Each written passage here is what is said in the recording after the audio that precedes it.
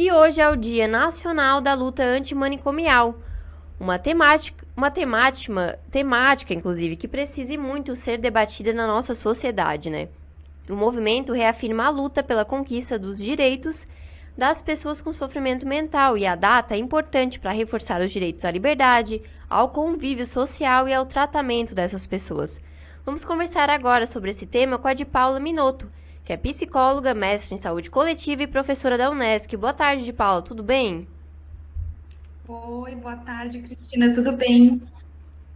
Um prazer te receber aqui novamente numa casa é sua. Muito obrigada por ter topado. Eu que agradeço, boa tarde também a todos os ouvintes.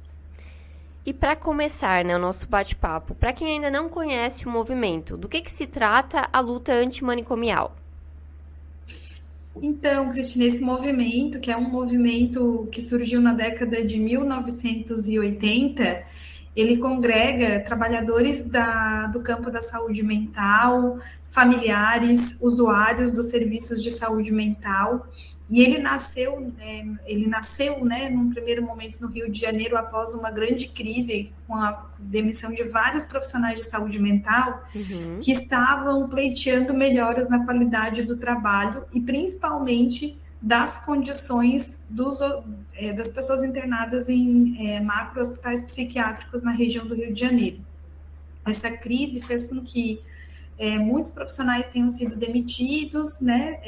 Criaram espaços de debates, como o primeiro Congresso Nacional dos Trabalhadores de Saúde Mental, e nesse congresso participaram as primeiras associações de usuários e familiares da saúde mental, que também entendiam que naquele momento, né, Uhum. a gente vivia uma história longa aí de exclusão, de segregação, de violência, de maus tratos e de condições completamente desumanas dentro dos hospitais psiquiátricos. Então, a luta antimanicomial, na década de 1980 e na década de 1970, ela nasceu vinculada ao desejo, então, de humanizar o tratamento das pessoas que ficavam muitas vezes nos hospitais psiquiátricos até morrerem, né? Hoje Claro. ela tem tomado outras bandeiras, outras frentes, mas ela nasceu nesse contexto. Inclusive, o movimento também é um apelo, né, para o fim desses ambientes que eles eram tão hostis. Exatamente. A história tem nos revelado muitas coisas que, quando a gente entra em contato, nos faz até mal, né? Muita gente não Exato. consegue ler ou acessar os materiais que têm registros do que acontece do que acontecia e acontece ainda em alguns espaços como esses. Um dos registros mais conhecidos é o Holocausto Brasileiro, da jornalista Daniela Arbex, Uhum. que fez um livro contando o que acontecia dentro do Hospital de Barbacena, em Minas Gerais, e tem um documentário também com uma entrevista de pessoas que trabalharam dentro do hospital psiquiátrico, onde morreram mais de 6 mil pessoas, com denúncias de venda de corpos, de pessoas que morriam de fome, de frio, de maus tratos. Então, a gente não está falando só nesse caso, né, não só do fato de que pessoas que poderiam ser tratadas em serviços abertos, comunitários, com equipes especializadas, né, mas a gente também Exato. está falando de espaços que serviram para violências análogas ao que aconteceu no Holocausto, e considerando as devidas proporções. E de Paulo, até para, né, conhecimento dos ouvintes. Atualmente aqui no Brasil, ainda existem manicômios? Como que é essa situação atualmente? Ainda existem hospitais psiquiátricos no Brasil, né? As características elas têm mudado principalmente porque o movimento da reforma psiquiátrica, que é de caráter antimanicomial, ela inclui dentro das bandeiras de luta a substituição do modelo de atenção em saúde mental, então o que tem acontecido nas últimas décadas é que a maior parte das pessoas tem passado a ser tratadas em espaços abertos, comunitários, em equipes ambulatoriais. A gente partiu aí de cerca de 200 CAPs no início dos anos 2000 para 2.200 CAPs, mais ou menos, no ano de 2010. Uhum. Então, houve uma ampliação da rede de saúde mental no SUS, que conseguisse ofertar uma atenção melhor. Entretanto, essa substituição de modelo, ela tem sido bastante reduzida, né? A velocidade dessa substituição tem sido bastante reduzida e um pouco mais paralisada nos últimos anos aí com o desfinanciamento do SUS, né? Com todo esse movimento de maior precarização do Sistema Único de Saúde. Então, por conta disso, né, muitos hospitais psiquiátricos que já poderiam ter sido fechados, eles continuam funcionando e muitas vezes num modelo ainda um pouco parecido com o que a gente via em décadas anteriores.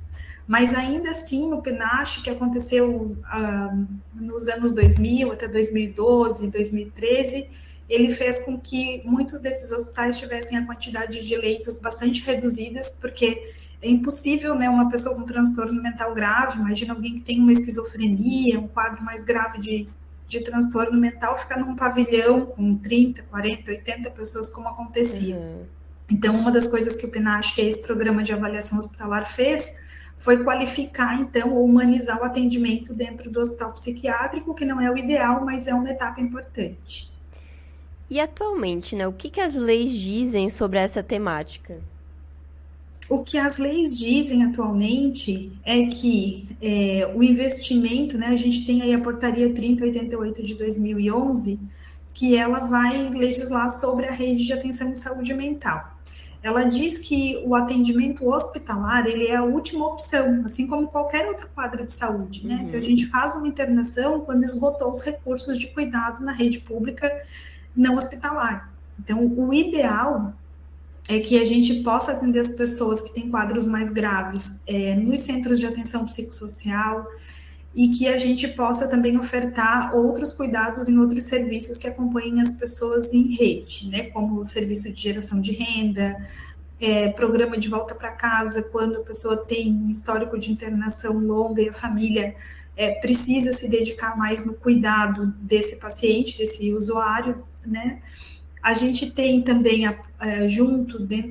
essa legislação, ela vai falar da importância da ampliação das estratégias de prevenção de problemas relacionados à saúde mental, incluindo os problemas que estão relacionados ao uso de álcool e outras drogas, para que a gente evite que as pessoas precisem da internação. Não porque a internação não possa acontecer, mas a internação é um direito das pessoas, quando dela necessita de fato, e que isso aconteça, então, de forma humanizada, respeitando o sujeito em sofrimento psíquico e não mais acontecendo como uma punição. Então, essa busca incessante é de políticas de humanização, né, no tratamento desses pacientes. Isso, de humanização, entendendo que uma pessoa que tem um transtorno mental ou algum problema de saúde mental relacionada ao uso de álcool e outras drogas, né, que essa pessoa não seja moralizada, discriminada. A gente sabe que a questão do estigma, do preconceito é muito forte ainda nos dias de hoje, infelizmente. Então, uma pessoa que tem um problema hoje relacionado à saúde mental, ela como qualquer outra cidadã, como qualquer outro cidadão, ela tem direito ao cuidado em saúde mental, né? E esse direito, ele precisa ser garantido e essa pessoa precisa ter acesso a um serviço com uma equipe qualificada que auxilie na reabilitação, né, na atenção psicossocial, para que esse sujeito possa restabelecer sua saúde ou viver da melhor forma possível com o transtorno mental. Isso que é o ideal que a gente deseja que aconteça e que a gente tem visto aí os CAPs fazerem trabalhos lindos, incríveis nesse sentido. O que a gente não entende, né, o que o movimento da luta antimanicomial entende é que ter como primeira opção a segregação, a exclusão, a internação, principalmente nas clínicas de longa permanência, são estratégias sociais equivocadas que não levam em consideração a complexidade dos fenômenos do sofrimento psíquico, né, ou das dificuldades relacionadas ao uso de alguma droga. E até aproveitando um pouquinho a tua fala anterior, outra questão que eu acho que é importante que a gente mencione é os estereótipos que essas pessoas ainda acabam carregando até hoje, né? Sim, isso tem alguns problemas. Os principais são que muitas pessoas que poderiam acessar o serviço de saúde para buscar atendimento em saúde mental. Muitas vezes acabam protelando muito, né, ou não buscando, e aí combinando em casos mais graves, né, o mais grave é o suicídio, ou em casos onde realmente a pessoa está em sofrimento intenso, isolada, por medo do preconceito, por medo de ser vista como alguém que é paciente de um serviço de saúde mental. Então, essa questão do preconceito, ela provoca muitos danos, né, talvez mais do que o transtorno mental em si, em alguns casos.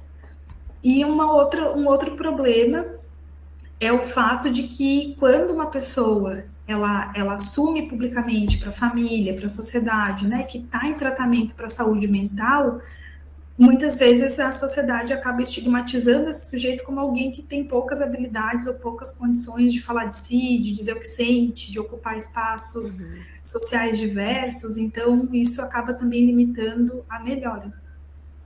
É até mesmo esse estigma de incapacidade, né, que as pessoas trazem nesse olhar. Exato, que a gente chama de capacitismo, né? Um tipo de preconceito. Então, a gente acha que toda pessoa que tem um transtorno mental, antigamente se dizia, né? Ah, o louco não sabe o que fala, o louco não sabe o que sente. Então, esse estigma de achar que uma pessoa que tem um transtorno mental, e a própria palavra, né, loucura, louco, é considerado muitas vezes como um termo que vai dizer de alguém que não tem capacidade de se expressar ou de dizer ou de saber o que diz, né? Então, ele é alguém que não sabe o que diz. Isso é com certeza, um preconceito que a gente precisa superar, e isso não significa que não há um quadro de sofrimento, que não há uma condição de dor subjetiva que precise de acolhimento e de cuidado. Claro. Né? Em Pelotas, no Rio Grande do Sul, todo ano, no 18 de maio, eles inclusive fazem o Dia do Orgulho Louco, que é um dia de dizer assim, a loucura, ou seja, né, essa condição de ser diferente, de se expressar diferente, de ouvir vozes, de alucinar, de ter uma personalidade estranha, né, ela existe, né? Agora, isso não pode impedir esse sujeito de ser tratado com dignidade. Com certeza. E até pensando ainda nesses estigmas sociais sobre a loucura, tu observas que nós temos um caminho longo ainda pela frente nessa desconstrução? Sim, sim, porque até a própria palavra, né, antimanicomial.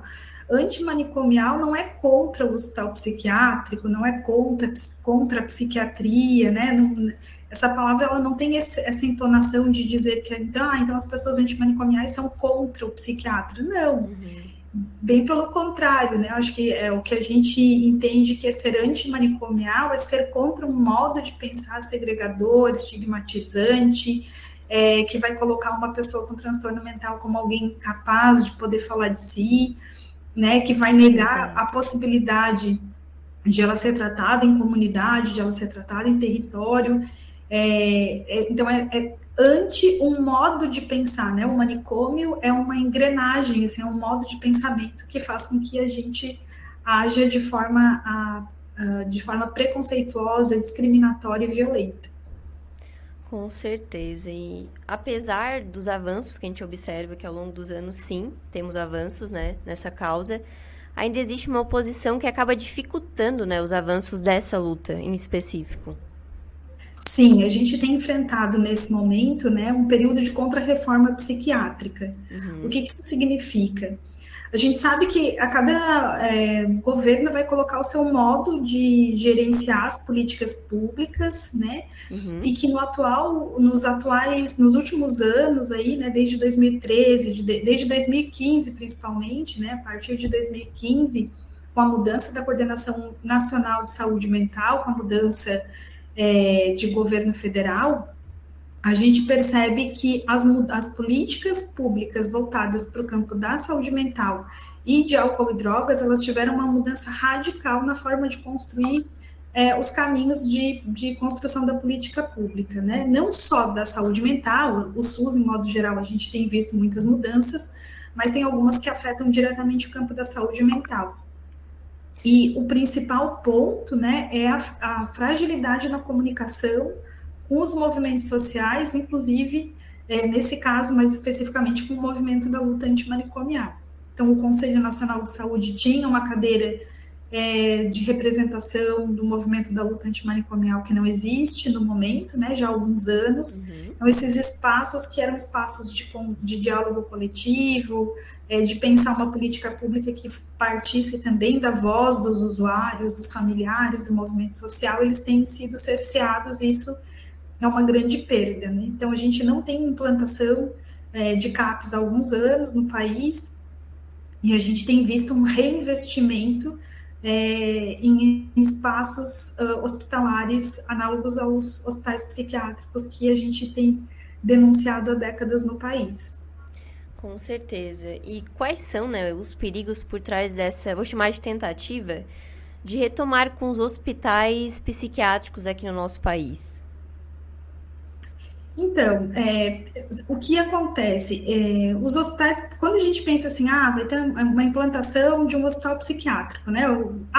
Vamos implantar um hospital. A sociedade geralmente fica feliz com essa notícia, né? Eu lembro quando a gente recebeu aqui no município a notícia do fechamento do Rio Maina, houve comoção, as pessoas se mobilizaram para que o hospital não fechasse, porque o que a gente pensa é que o município está perdendo algo com o fechamento de hospital, que está ganhando algo com o fechamento de um hospital. Isso é o que a primeira coisa que a população vai pensar. Quando a gente fala da luta antimanicomial, a gente não fala de fechar espaços, a gente fala de substituir espaços como os hospitais psiquiátricos por uma rede de atenção que atenda, né, ou que auxilie as famílias no cuidado dos pacientes, sem que eles fiquem desassistidos, né? Então, eu sempre conto em sala de aula uma história, né, que na Itália, o Basaglia, ele fez 2 movimentos, um que deu muito certo e um que deu muito errado. O que deu muito errado é que ele fechou um hospital psiquiátrico, colocou todas as pessoas para a rua e disse, sejam livres. E foi um caos, deu tudo errado, as pessoas ficaram desassistidas e não tiveram necessariamente melhora, né? Bem pelo contrário, ficaram em situação de negligência. Depois de um tempo ele entendeu que só humanizar o hospital, qualificar o hospital, deixar o hospital bonito, bem equipado, não era o suficiente, e a gente viveu isso na pandemia, né? A maioria das pessoas não conseguiu fazer isolamento social, mesmo dentro da sua casa, mesmo com conforto, mesmo as pessoas que tinham nas casas onde moram muitas condições de conforto, internet, podendo assistir o canal de TV que queria, né? A gente precisava da rua, precisava do contato social, né?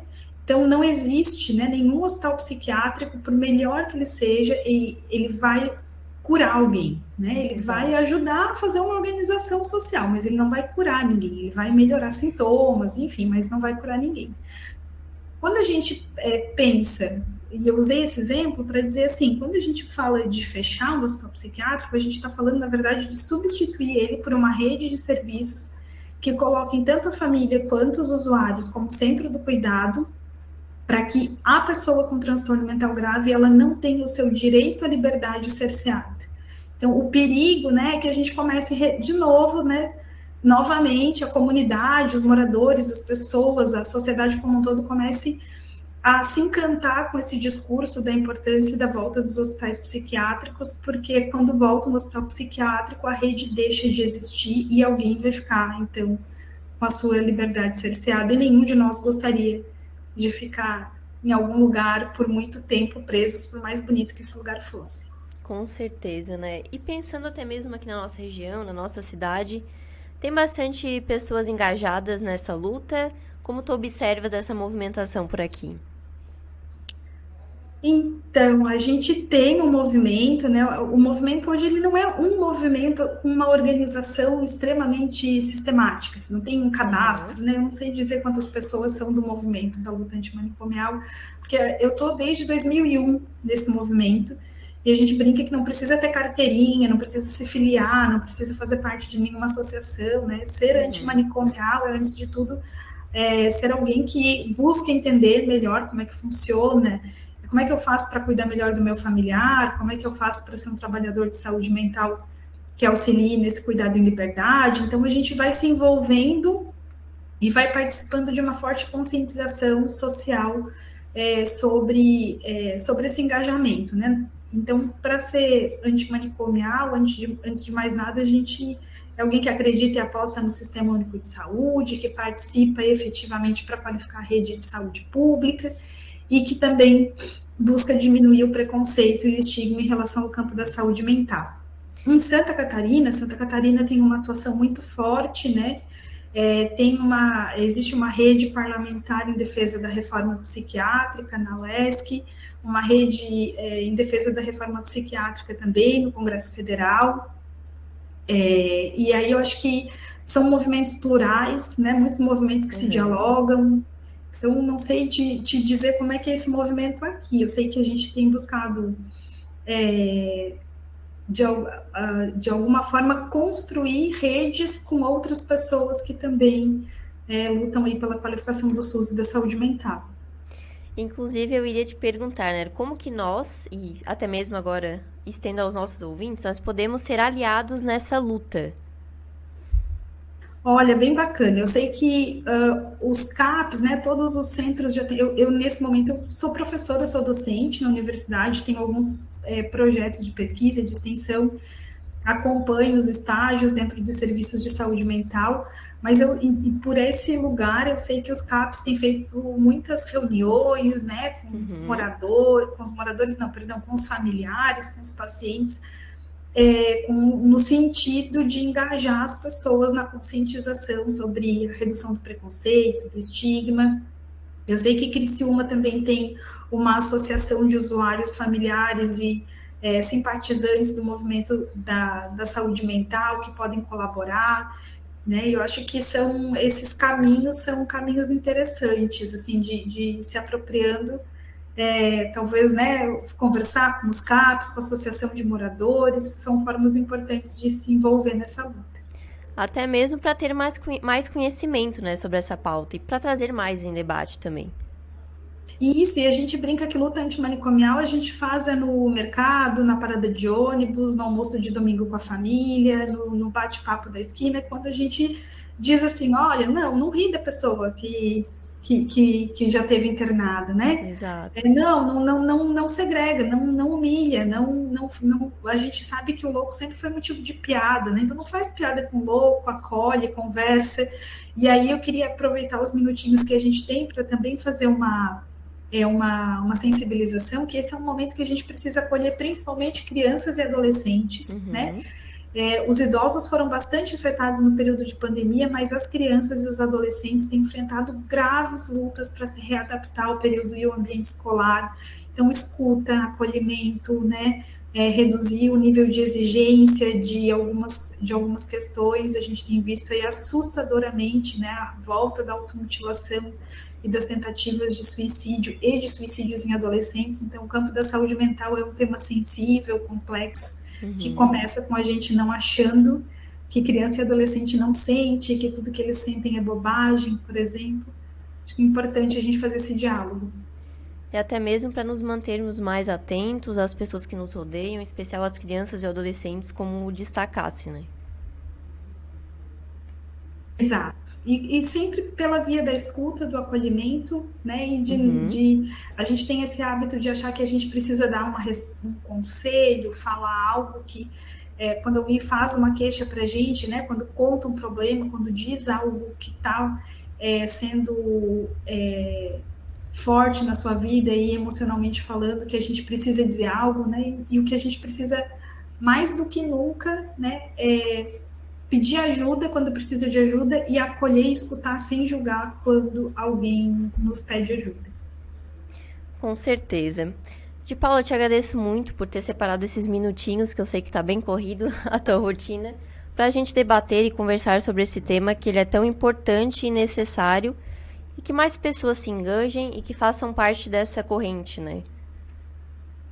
Bacana, eu agradeço esse espaço, assim, hoje é um dia que está acontecendo muitas atividades, eu estou acompanhando pelas minhas redes sociais aqui, vários residentes dos programas de residência da Unesc fazendo muitas atividades junto com os trabalhadores da rede de saúde mental, tenho visto muita coisa bonita, né, diálogos, rodas de conversas nas escolas, então hoje é um dia para a gente conversar, conhecer, comemorar as conquistas e cuidar aí para não cair em algumas armadilhas. Com certeza, e para refletirmos também sobre essa pauta, né? Obrigado, viu, Cris? Muito obrigada também, um abração e bom restante de semana.